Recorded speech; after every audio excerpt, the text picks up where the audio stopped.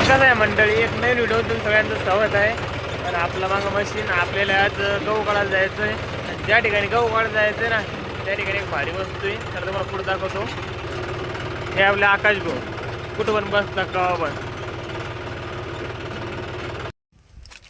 तर कसं आहे मंडळी, आपण ना भरपूर दिवसानंतर ज्या ठिकाणी आपले यायचं होतं म्हणजेच ड्रॅगन फ्रूटच्या शेतामध्ये. भरपूर मित्रांनी कमेंट केले होते जे आपण घरी लावलेलं ड्रॅगन फ्रूट ते कुठून आणलं होतं. तर मी इथूनच आणलं होतं. हे एका मित्राचे शेत आहे आणि हे बघा किती भारी नियोजन केलं आहे भावानी. खाली जे ते सिमेंटचे पाईप आहे आणि वर तार आहे. याला पहिले माल आला होता, आता तोडून घेतला त्या भावाने. आणि जे खराब झालेले रूट आहे त्याचे खाली तोडून टाकले ते. आणि हा असेच रूट मी घरी नेलं होतं आणि जमिनीत लावल्यानंतर ते भारी ग्रो करताय आता.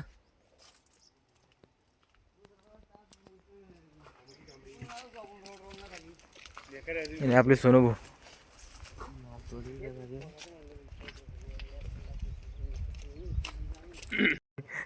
आकाश बोला काटा घुसला ड्रॅगन फ्रूटचा. खाली पण चालला मग बरं. ड्रॅगन फ्रूट येईल नाही तर ठुललंच त्या का 2-3 मी. हे आपले सोनू भाऊ.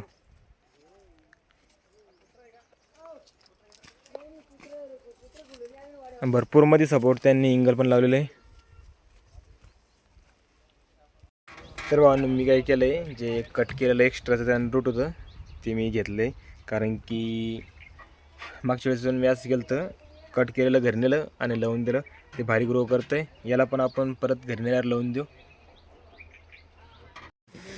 आणि आपण ना कालपासून गावाला सुरुवात केली.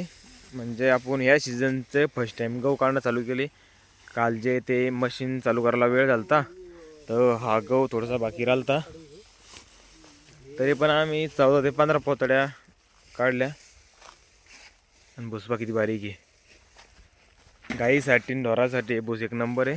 कारण की काम देणं मशीन जे ते भूस बरोबर बारीक करतं.